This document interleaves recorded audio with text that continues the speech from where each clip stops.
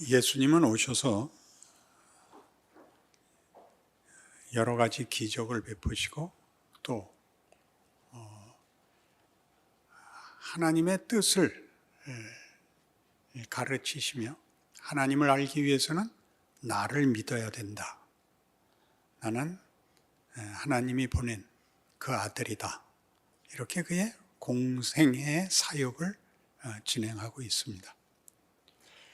당시의 유대인 종교 지도자들은 이 말을 받을 수 없었던 이유가 나로 말미암지 않고는 아무도 아버지를 알 수 없다라는 이 말은 저들이 이제껏 잡고 있던 권력의 기반, 율법으로 확보된 저들의 지위와 권력을 무효화시키는 발언이 되기 때문에 예수께서 많은 기적을 이루신 것을 인하여 그를 범상치 않은 인물로는 이해를 하지만 이런 결정적인 구원이 예수를 믿는 것으로만 가능하며 하나님 나라를 보려면 아버지를 알려면 나를 알아야 된다. 나를 믿어야 된다로 이제 타협할 수 없는 적대적 상황이 되었습니다. 우리는 예수님께서 어떤 의미에서는 안식일을 일부러 범하시는 것 같은 일들도 보았습니다. 중풍병자를 안식일에 고치기도 하고 그 제자들이 안식일에 밀밭에서 밀을 까먹기도 하고 하는 일들로 이제 상대방들이 흠을 잡으려 하고 공격을 할 때마다 그게 뭐 대수냐 하는 식의 반응을 하십니다. 평생 이 병에 붙잡혀 있던 사람을 놓아주는 것이 그게 왜 안식일을 범하는 것이 되냐라는 식의 답을 하시고 또 이 8장에 와서는 현장에서 붙잡힌 이 범행한 여인을 나도 너를 정죄하지 아니하노라 라고 선언함으로써 율법에 의하면 분명히 어떤 처벌을 받아야 하는 행위를 이렇게 무효화시키는 것 같이 보이게 된 것입니다. 그러니 당시의 권력자들은 당황스럽죠. 요한복음에 의하면 말미에 예수께서 행하신 일을 이제 대부분 기적을 말합니다. 다 기록하면 그 책을 이 온 세상도 도서관으로 좁다. 이렇게 했습니다. 그러니까 얼마나 많은 기적을 행했는지 모릅니다. 말하자면 만날 수 있었던 모든 사람들에게는 다 그 소원을 들어주셨을 겁니다. 그럼에도 불구하고 그는 결국 십자가에 죽으십니다. 그러니 이 문제, 그가 이런 기적을 이루시고 어찌 보면 맥없이 죽어버리고 마는 이 생애가 아버지께서 나를 보냈고 내가 아버지 기쁘신 뜻을 따라왔고 그리고 너희가 모르는 하늘의 진리를 나누고 구원을 하러 왔는데 왜 죽음으로 끝나는가 하는 이 문제야말로 당시의 권력자들의 질문과 같이 우리에게도 늘 하나님은 이거보다 더 쉽게 하실 수 있는데 라는 질문을 평생 가지게 만듭니다. 아들을 보내실 필요도 없이 하늘에서 구름을 이렇게 쓱 반으로 나누시고 이놈들 그렇게 하면 악당들은 다 죽고 이제 천사들만 살아남고 그렇게 하면 쉬웠을 텐데 굳이 아들을 왜 보내셨을까? 그 아들은 와서 또 왜 당신이 성자 하나님으로서 창조와 심판의 주인으로서 세상의 역사를 쥐고 있는 권세자로서 많은 증거를 남겼음에도 불구하고 오병이어 나사로의 죽음을 살려낸 것, 바다를 잠잠케 한 것, 그 많은 기적에도 불구하고 당신은 죽어야 했던가 하는 데 대한 성경적 이해를 우리가 따라잡아야만 왜 아들을 보내셨는가? 그 아들은 왜 죽었는가에 대해서 우리가 성경의 가르침에 도달할 수 있습니다. 우리는 하나님이 창조주시면서 심판자이시다는 걸 믿습니다. 시작과 끝을 쥐고 있는 분이 우리 하나님이신데, 그것을 우리는 보통 이렇게 공포스럽게 써먹습니다.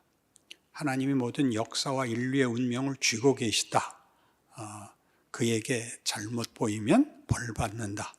이 개념이지만 성경이 하고 싶은 얘기는 내가 시작했다. 내가 목적을 가지고 있었다. 그리고 그 목적을 실패하지 않겠다. 이게 창조와 심판의 주라고 표현되는 의미입니다. 그러니 예수께서 오셔서 나는 아버지의 보냄을 받은 그의 아들, 성자 하나님이다. 나는 죽은 자를 살릴 수 있다. 나는 죄도 용서할 수 있다. 나는 너희를 구원하러 왔다. 그리고 나는 십자가를 져야 한다.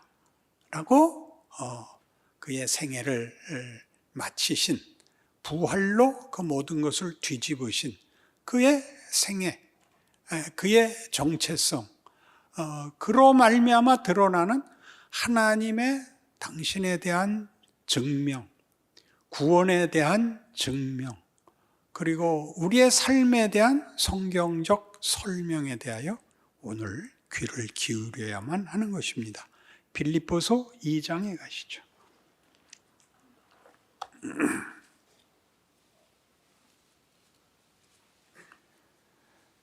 318페이지 빌립보서 2장 5절부터 봅니다.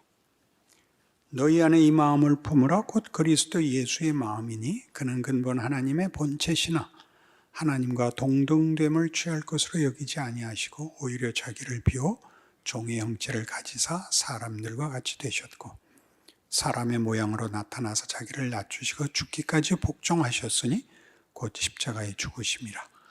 이러므로 하나님이 그를 지극히 높여 모든 이름 위에 뛰어난 이름을 주사 하늘에 있는 자들과 땅에 있는 자들과 땅 아래에 있는 자들로 모든 무릎을 예수의 이름에 꿇게 하시고 모든 입으로 예수 그리스도를 주라 시인하여 하나님 아버지께 영광을 돌리게 하셨느니라.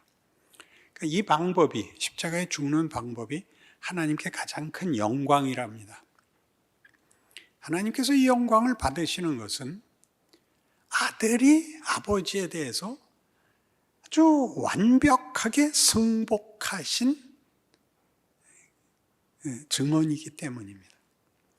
우리가 어느 한 인물을 평할 때 멀리서 그를 칭송하는 것은 쉽습니다. 누가 위대하다, 이순신이 훌륭하다, 세종대왕이 위대하다 하는 것은 이제 우리가 얘기할 수 있지만 그건 하나의 업적에 근거한 것이고 같이 살아보세요.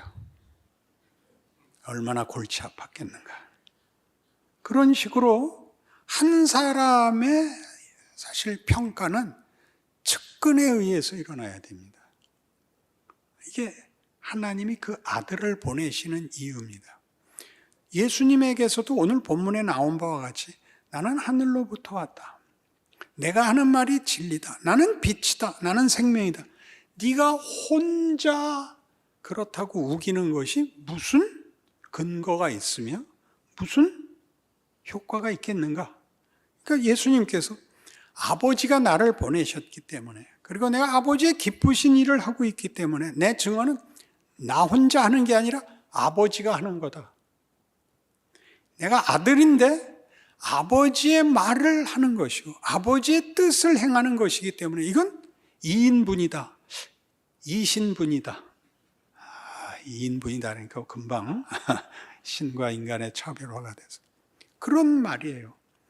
그러니까 하나님이 당신의 증명을 우리 동시대의 율법사들이 혹은 바리새인들이 율법을 들어서 폭력밖에 결과시키지 못한 것과 대비되어서 자신들의 지위를 공포와 권력으로 유지하고 있는 것과 대비되어서 하나님은 그 아들이 기꺼이 아버지의 뜻을 이루기 위하여 그의 뜻에 온전히 승복하여 기쁜 마음으로, 그는 본래 하나님의 본체시나 하나님과 동등됨을 취할 것으로 여기지 아니하시고 자기를 비워 종의 형태로 인간으로 나타나서 죽기까지 복종하는 이 기꺼운 항복으로 하나님이 자신을 우리에게 증명하신다고요.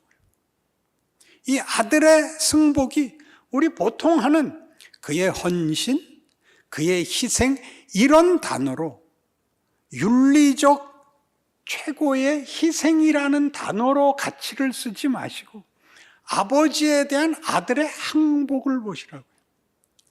그 아들의 항복으로 자신을 증명하시는 하나님. 그러니까 하나님이 그 아들을 보내어 인류를 구원하기로 했을 때 그의 구원이 아들의 항복에 있었던 것처럼 신자들의 항복에 의해서 모든 세대와 역사의 결국이 하나님의 자녀들의 영광의 동참으로 결과된다 라고 얘기하고 싶은 게 요한복음인 것입니다.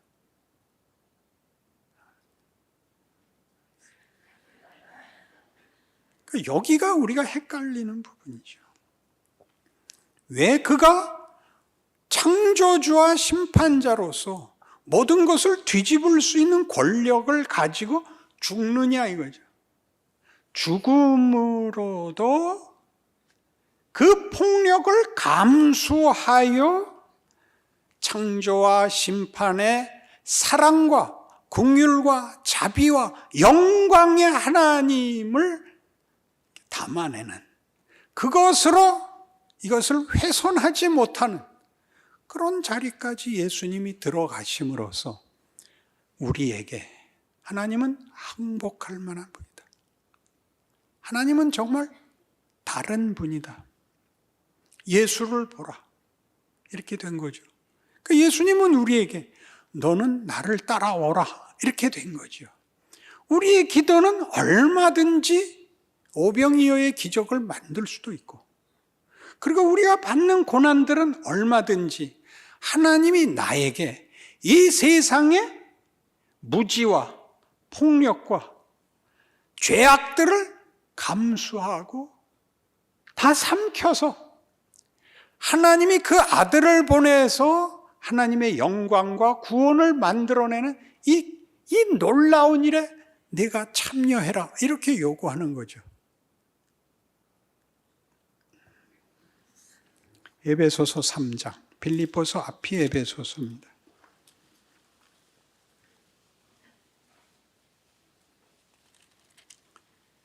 1절부터 제가 읽겠습니다. 이러므로 그리스도 예수의 일로 너희 이방인을 위하여 갇힌 자 된 나 바울이 말하거니와 너희를 위하여 내게 주신 하나님의 그 은혜의 경륜을 너희가 들었을 터이라. 곧 계시로 내게 비밀을 알게 하신 것은 내가 먼저 간단히 기록함과 같으니 그것을 읽으면 내가 그리스도의 비밀을 깨달은 것을 너희가 알 수 있으리라. 이제 그의 거룩한 사도들과 선지자들에게 성령으로 나타내신 것 같이 다른 세대에서는 사람의 아들들에게 알리지 아니하셨으니 이는 이방인들이 복음으로 말미암아 그리스도 예수 안에서 함께 상속자가 되고 함께 지체가 되고 함께 약속에 참여하는 자가 됨이라. 이 복음을 위하여 그의 능력이 역사하시는 대로 내게 주신 하나님의 은혜의 선물을 따라 내가 일꾼이 되었노라. 모든 성도 중에 지극히 작은 자보다 더 작은 나에게 이 은혜를 주신 것은 측량할 수 없는 그리스도의 풍성함을 이방인에게 전하게 하시고 영원부터 만물을 창조하신 하나님 속에 감추어졌던 비밀의 경륜이 어떠한 것을 드러내게 하려 하심이라.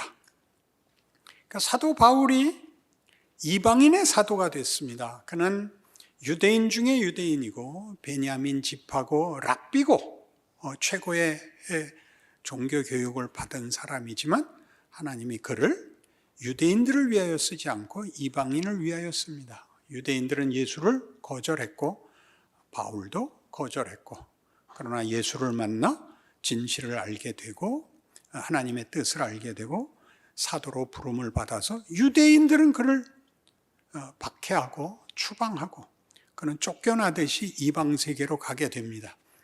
그 에베소서나 빌립보서나 다 이방 세계에 유대인들이 아닌 이방 사람들을 위한 교회이고 성도들이 되었죠. 그가 하는 말은 이겁니다. 하나님이 나를 이방의 사도로 삼고 저들이 이해하지 못하여 나를 감옥에 가두고 나를 박해하고 돌을 던지는 모든 것들 속에서 이방을 구원하는 하나님의 손길로 나를 썼다.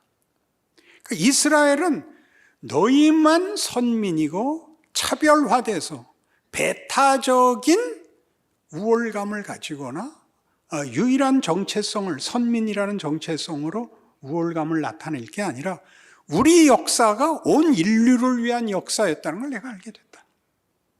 우리의 실패가 모든 이방 사람들에게 하나님의 뜻이 넘어가는, 쉽게 어떤 법을 지키고 착하게 살고의 정도를 넘어서는 하나님의 구원의 내용과 뜻에 우리 민족이 쓰였다는 걸 내가 알게 됐다.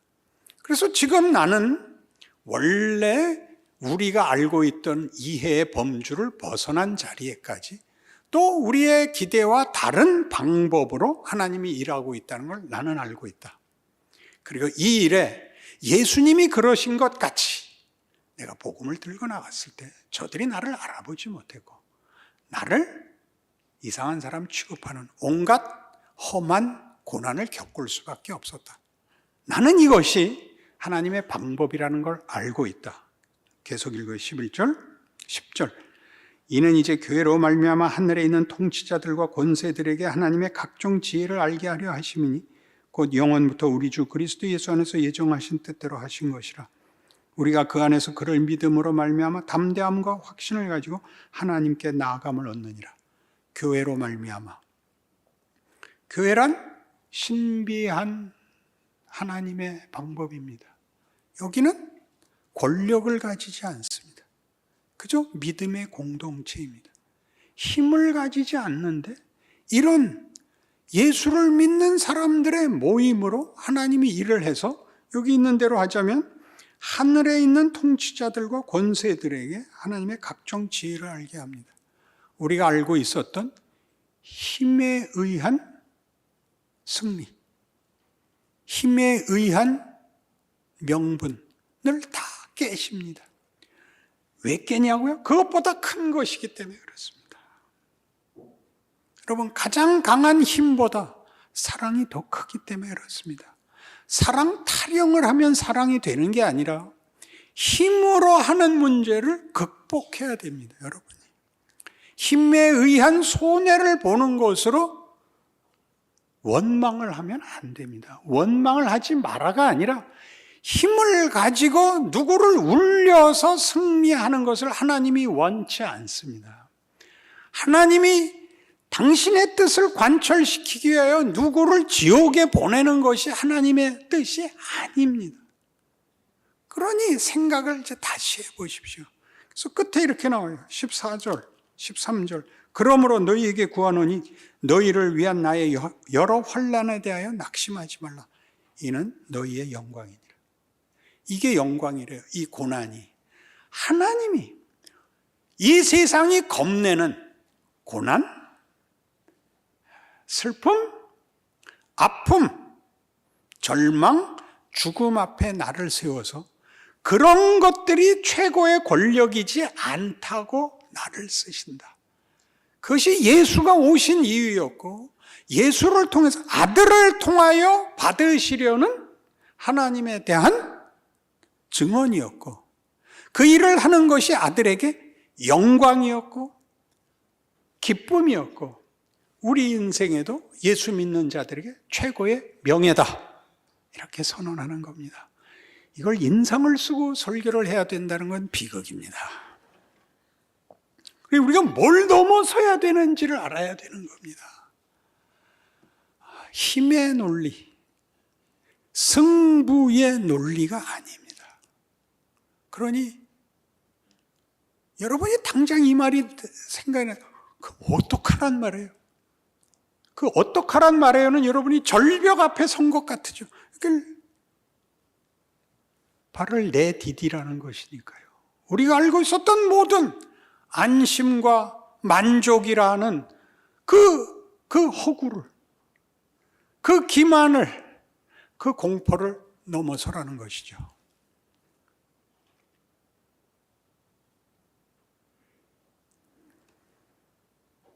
요한복음 17장에 가면 빌립보서 3장부터 합시다. 에베소서 다음에 빌립보서 3장입니다. 사도 바울은 이렇게 고백합니다. 10절. 내가 그리스도와 그 부활의 권능과 그 고난의 참여함을 알고자 하여 그의 죽으심을 본받아 어떻게 해서든지 죽은 자 가운데서 부활에 이르려 하노니 내가 이미 얻었다 함도 아니요 온전히 이루었다 함도 아니라 오직 내가 그리스도 예수께 잡힌 바 된 것을 잡으려고 달려가노라. 이게 무슨 고백이냐 하면요, 예수를 믿고 황홀경에 들어가거나 천국으로 불려가거나 더 이상 이 현실에서 드러나는 여러 어려움과 죄악된 것과 관계없는 자리로 갈 걸로 기대가 되는데, 바울이 깨달은 것만 해도 내가 어찌하든지 죽은 자 가운데서 부활에 이르는 그리스도의 고난과 십자가에 동참하여 부활로 가는 그 과정을 받아들이는 이 고백은 우리 조금 전에 얘기한 식으로 이해하지 않으면, 성육신을 이해하지 않으면 있을 수 없는 고백이 되는 것입니다.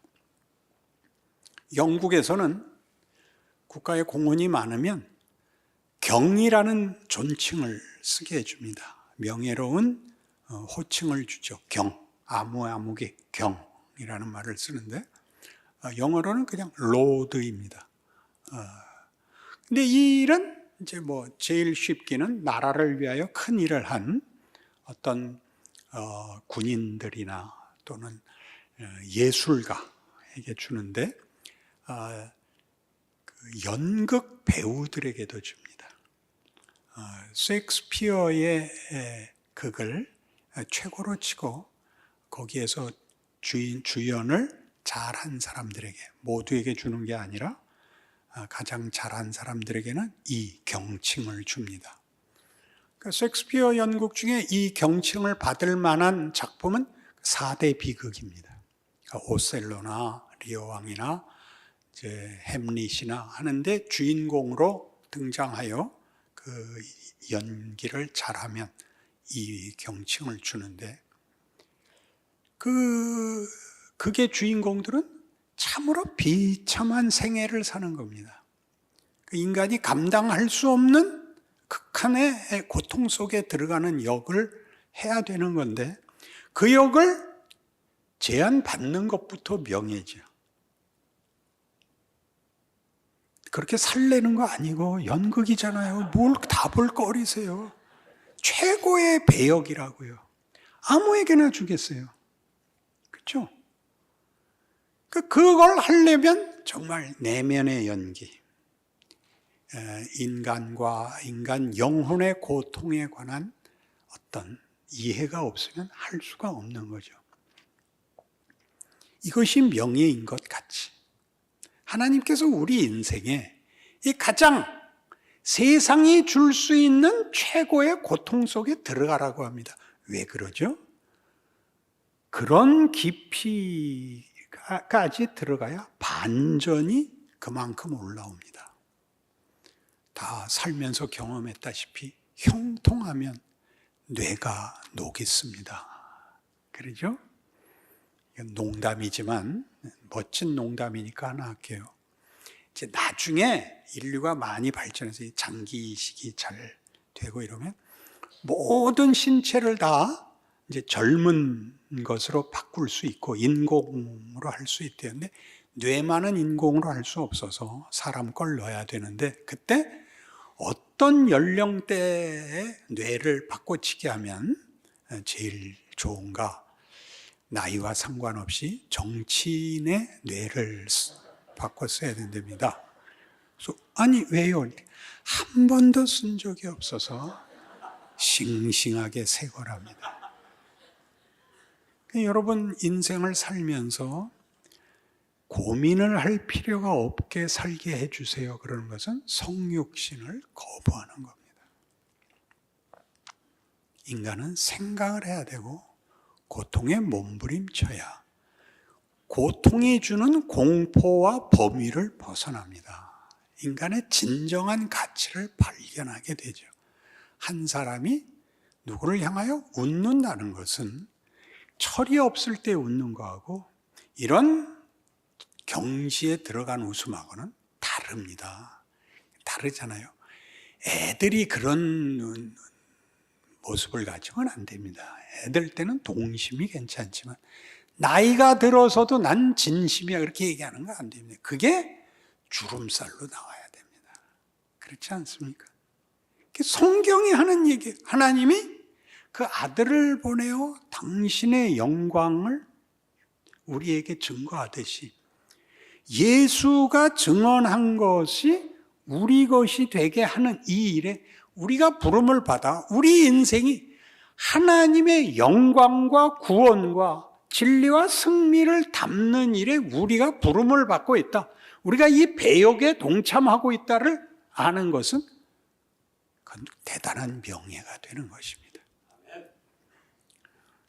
요한복음 17장에 가면 이 말이 이렇게 요한복음에 멋지게 설명되어 있습니다.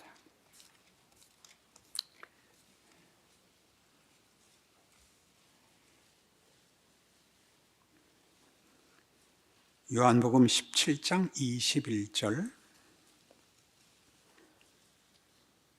아버지여 아버지께서 내 안에 내가 아버지 안에 있는 것 같이 그들도 다 하나가 되어 우리 안에 있게 하사 세상으로 아버지께서 나를 보내신 것을 믿게 하옵소서. 내게 주신 영광을 내가 그들에게 주었사오니 이는 우리가 하나가 된 것 같이 그들도 하나가 되게 하려 함이니이다. 곧 내가 그들 안에 있고 아버지께서 내 안에 계시어 그들로 온전함을 이루어 하나가 되게 하려 함은 아버지께서 나를 보내신 것과 또 나를 사랑하심 같이 그들도 사랑하신 것을 세상으로 알게 하려 함이로소이다. 아버지여 내게 주신 자도 나 있는 곳에 나와 함께 있어 아버지께서 창세전부터 나를 사랑하심으로 내게 주신 나의 영광을 그들로 보게 하시기를 원하옵나이다. 성부 하나님과 성자 하나님의 그 연합, 긴밀한 그 관계는 지금 우리가 보는 바와 같이 아버지께서 친히 그의 권세로, 권력으로, 창조와 심판의 주인으로 못하실 것이 없는 분이 우리의 거부와 반대와 우리의 왜곡과 기만과 부패와 적대를 다 감수하여 이 감수를 당신이 하는 것이 아니라 그 아들이 감수하는 아버지에 대한 승복을 하실 수 있는 유일한 아들이 기꺼이 아버지의 기쁘신 뜻을 이루기 위하여 이 고통의 적대적인 환경, 현실, 역사 속에 들어와 아버지의 기쁨을 나누는 것처럼 그것을 영광으로 아는 것처럼 우리에게 우리의 생애를 아버지와 아들의 연합의 자리에 우리로 함께와 하나가 되자 그럽니다. 굉장하지요. 오해 없이 들으세요. 하나님은 우리 보고 신이 되자고 부르십니다. 관계에서 그렇게 부릅니다. 사랑하는 일에서는 신과 인간이라는 차별이 깨진 자리로 우리를 부르고 있습니다. 그러니 여러분의 존재가 가져야 할 정체성, 신분과 지위의 명예, 그리고 여러분이 맞닥뜨려야 되는 현실, 오늘의 정황, 거기서 뭘 봐야 됩니까? 하나님의 사랑과 하나님의 영광을 가로막고 타협하지 않으면 너 죽여버리겠어 라는 죄와 악의 권세의 도전을 직면하는 거죠. 그걸 뚫을 수 없으면 예수 믿는다는 말은 거짓말이죠.